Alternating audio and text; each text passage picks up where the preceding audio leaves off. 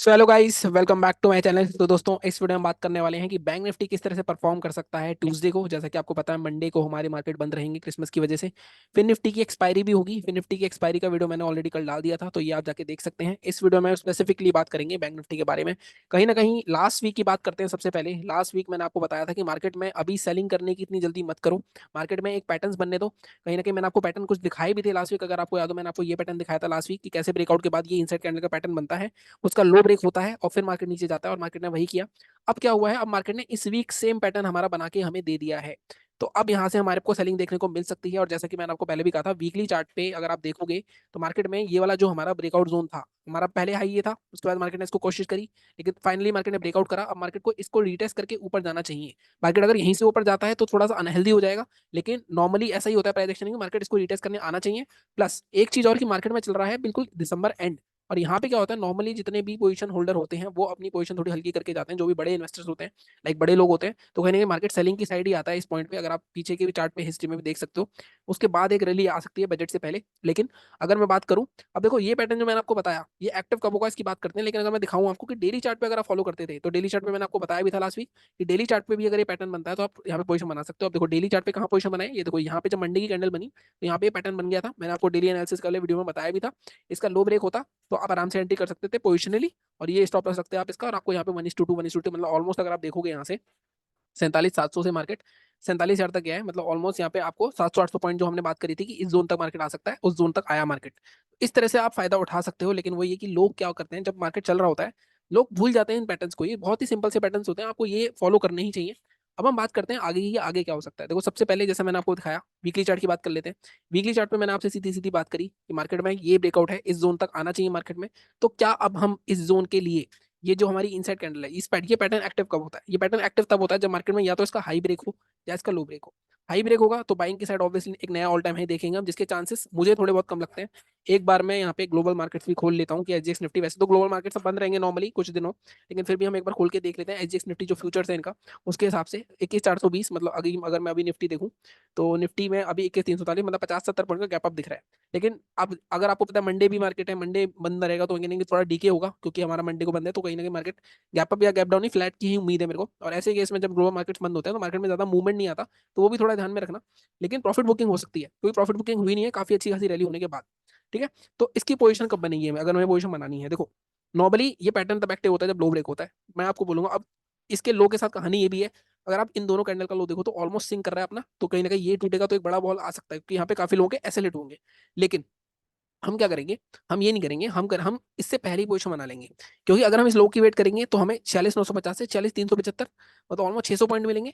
लेकिन अगर हमें कुछ बड़े पॉइंट लेने, मतलब 1,000 पॉइंट के आसपास लेने हैं, तो हम क्या करेंगे, हम थोड़ा सा एग्रेसिव चलेंगे।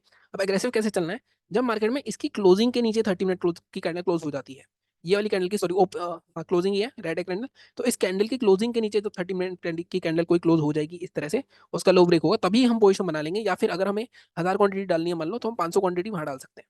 और अगर कोई सेफ चलना चाहता है तो इसके नीचे ही करे, लेकिन फिर आपका टारगेट 600 पॉइंट का होगा। ठीक है, अगर मार्केट में क्लोजिंग के नीचे, जैसे मैंने कहा 47,450, ये हमारा लेवल रहेगा, इसके नीचे 30 मिनट कैंडल क्लोज आ गई तो हम सेलिंग की पोजीशन बना सकते हैं। अभी इंट्राडे की बात नहीं कर रहा मैं, इंट्राडे की बात अभी मैं इसके बाद करूंगा।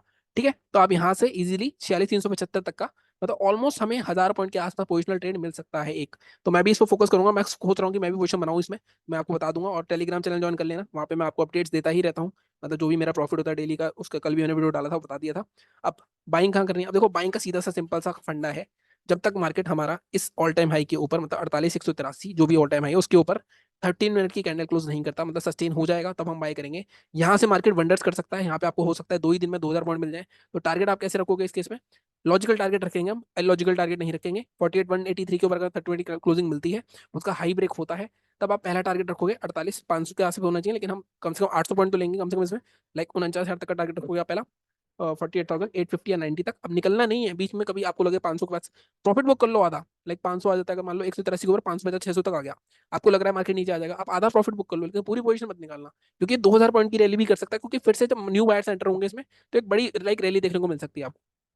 ठीक है, अब हमने क्या बात करी वीकली चार्ट पे भी, डेली चार्ट पे सिंक करते हैं इसको। वीकली चार्ट पे हमने सीधी सीधी ये बात करी, अगर मार्केट 47,500 के नीचे 30 मिनट की क्लोजिंग करता है, तो हमारा 46,400, या इसको इस टारगेट को थोड़ा सा हम छोटा कर सकते हैं ना, 46,550, ये 1,000 पॉइंट का हमें ट्रेड मिल सकता है। अगर मार्केट ऊपर जाता है 48,183 है, इसको भी हम थोड़ा सा आगे कर देते हैं। इसका हाई क्या है? इसका हाई है 233। तो हम इसको 250 पे लेके जाते हैं। 250, मतलब आप 250 का लेवल मार्क कर लेना। यहाँ पे थोड़ा सा एडजस्टमेंट में प्रॉब्लम आ रही है। 250 या 270 के ऊपर हम बाय करेंगे। हमारा टारगेट इस केस में 49,000 तक का रह सकता है। ठीक है, ये हमारा हो गया वीकली चार्ट। अब इसको मैं लेके चलता हूँ डेली चार्ट पे। डेली चार्ट से सिंक करके देखते हैं कि हमने जो बात करी है वो मैच कर भी रही है नहीं कर रही। मैं हमेशा बोलता हूँ डेली चार्ट से सिंक करना होता है। देखो, मैंने आपको क्या बताया, अब देखो बिल्कुल सही है।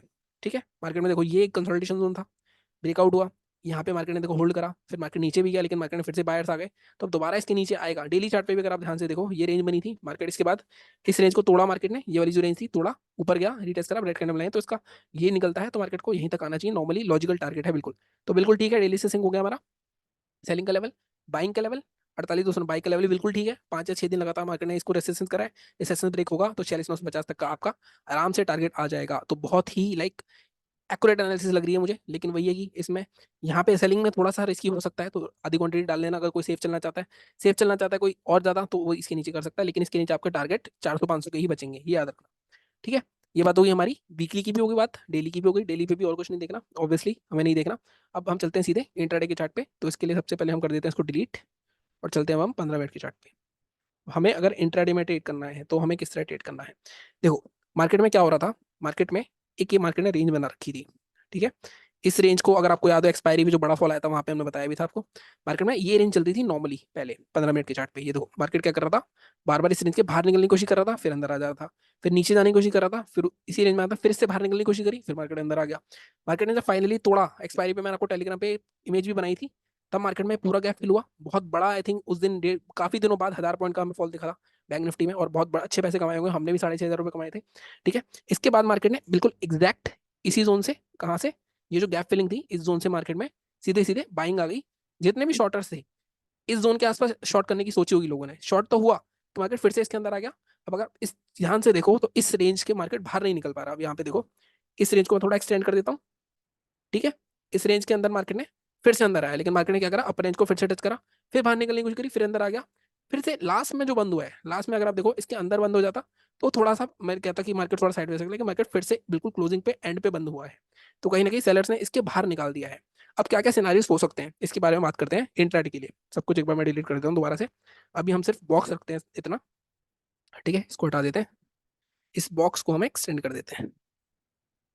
ठीक है, अब हम बात करते हैं कि अब हमें किस तरह से ट्रेड करना है इंट्राडे में। इंट्राडे में मैं हमेशा बोलता हूँ बैंक निफ्टी में अगर आपको 150, 100 से 150 या 250 पॉइंट आपको मिल रहे हैं, मोर देन इनफ है। बट लोग वही है कि लोग ज्यादा लालच करते हैं, उस चक्कर में हाथ में आया प्रॉफिट भी निकाल देते हैं। यहाँ पे सीधा सीधा हमें एक जोन दिख रहा है कि मार्केट में एक जोन ये है। ठीक है, इस जोन पे मार्केट सपोर्ट ले रहा है, तो सीधा सीधा इस जोन के नीचे अगर मार्केट जाता है, मैं इसको मार्क कर देता हूँ, हमारा लेवल होगा ये वाली जो, मैं थोड़ा सा विक को इग्नोर करता हूँ, इसको ही लेके जाते हैं। इसका लो कितना है, इसका लो है 400, तो हम 400 के नीचे ही, हम यहाँ पे इस विक के नीचे जैसे ही आएगा मार्केट सेल कर देंगे 325 के नीचे। अब यहाँ पे आपको वेट करना पड़ेगा 100-100 पॉइंट। अब देखो यहाँ पे भी दो चीजें हैं, क्या होता है, मार्केट अगर मान लो इस रेंज के अंदर ही खुला, तब दिक्कत हो सकती है थोड़ी, क्योंकि तब मार्केट में इस रेंज पे फिर से सपोर्ट ले सकता है। ठीक है, जिसके चांसेस थोड़े से कम है, हालांकि दिख रहे हैं गैप अप थोड़ा दिख रहा है, बट मुझे ऐसा लगता है हल्का, अगर इसके नीचे नीचे ही ओपन हुआ, तब तो मार्केट में हम बाइंग की बात अभी करेंगे। लेकिन अभी मैं सेलिंग की बात करूँ, यहीं कहीं ओपन होता है, नीचे जाता है, 325 के नीचे सेल करेंगे। अब 325 पे ये भी ध्यान रखना, यहाँ पे बाइंग आई हुई है स्ट्रॉन्ग।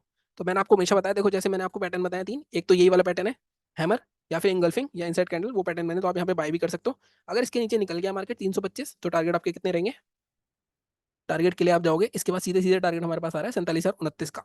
बट अगर अगेन हम इसको दो भागों में बांटेंगे, 47,325 के नीचे पहला टारगेट आपका 180 तक का रहेगा, 183, सेकंड टारगेट आपका 47,050 के आसपास रहेगा, 50 या 66, ये दो टारगेट आपको इजीली मिल सकते हैं। ठीक है, ये बात होगी सेलिंग की। बाइंग की बात करते हैं, देखो बाइंग, यहाँ पे अगर आप ध्यान से देखो तो मार्केट जाते जाते एक इस तरह का डब्लू बना के गया, तो इसके ऊपर बाइंग हो सकती है यहाँ तक के टारगेट के लिए मैक्सिमम, क्योंकि इस रेंज के अंदर मार्केट फिर से फंस जाएगा कहीं ना कहीं। तो अगर आपको बाइंग का लेवल रखना है, तो बाइंग का लेवल सीधे सीधे हम रखेंगे अपना 47,750 का, इसके ऊपर बाय कर सकते हो आप। टारगेट आपके कितने रहेंगे, टारगेट आपके यहाँ तक के रह सकते हैं 970 तक के। अगेन इसको फिर से हम 100 पॉइंट में बांटेंगे, 750 के ऊपर 850 और 900, ये हमारे टारगेट रहेंगे। अब मैं इसको हटा देता हूँ, इसका कोई काम नहीं है। ठीक है, तो अब आप यहाँ पे 5 मिनट के चार्ट पे जब जाओगे, तो आपको सीधे सीधे सारे पैटर्न यहाँ पे बन के दिख जाएंगे। सेलिंग हमें कहाँ करनी है, 47,325 के नीचे, टारगेट हमारा क्या रहेगा 183 और 47,066। बाइंग कहाँ करनी है हमें, 47,751 के ऊपर। बट ये अगेन तभी होगा जब मार्केट इसी, ये जो रेंज है इस रेंज के बीच में ओपन होगा। गैप अप गैप डाउन की भी बात कर लेते हैं। ठीक है, तो ये हो गया अब मार्केट 751, 8,970 तक के टारगेट, ये दोनों टारगेट आ सकते हैं हमारे। अब अगर मान लो मार्केट गैप अप ओपन हो जाता है, अभी कहाँ बंद हुआ है 458 पे, इस जोन के नीचे ओपन गैप अप ओपन होता है तब तो कोई बात नहीं, हमारे लेवल्स हैं ही। इसके भी ऊपर ओपन होता है तब हमें थोड़ा देखना पड़ेगा। मार्केट 48,000 के आसपास होगा तो ऊपर जाने देना इसको, फिर यहाँ पे थोड़ा कंसोलिडेशन करके ऊपर जाएगा नीचे जाएगा, वहां पे इस हिसाब से ट्रेड लेंगे हम। ये हमें देखना पड़ेगा, ठीक है। गैप डाउन की बात कर लेते हैं। अगर मार्केट गैप डाउन होता है, गैप डाउन कहाँ, अगर मार्केट हमारे लेवल के ऊपर होता है कोई दिक्कत नहीं है, इसके भी नीचे ओपन होता है 47,100 के आसपास, तो 47,050 के आसपास कोई ना कोई 47 साइकोलॉजिकल लेवल है। फिर अगेन यहाँ पे हम देखेंगे कोई रेंज बना के नीचे जाता है, या फिर कोई हैमर बना दे, कोई इंगल्फिंग बना दे, कोई इनसाइड कैंडल बना दे, तो हम यहाँ पे बाय कर लेंगे। मैं भी यही कोशिश करूंगा। आप थोड़ा सा इस हफ्ते ना थोड़ी सी क्वांटिटी छोटी रखना, वॉल्यूम थोड़े से कम हो सकते हैं। बाकी यही हमारे लेवल से रहेंगे। बाकी वीडियो को लाइक करो, शेयर करो, सब्सक्राइब करो। मिलता हूँ मैं निफ्टी वाले वीडियो में। Thank you so much.